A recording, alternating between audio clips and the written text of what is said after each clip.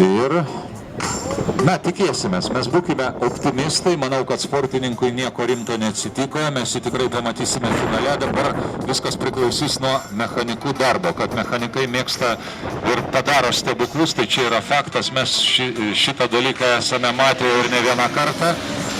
Na, o tarpu Ernestas Staponkus važiuoja link Barangio tašku.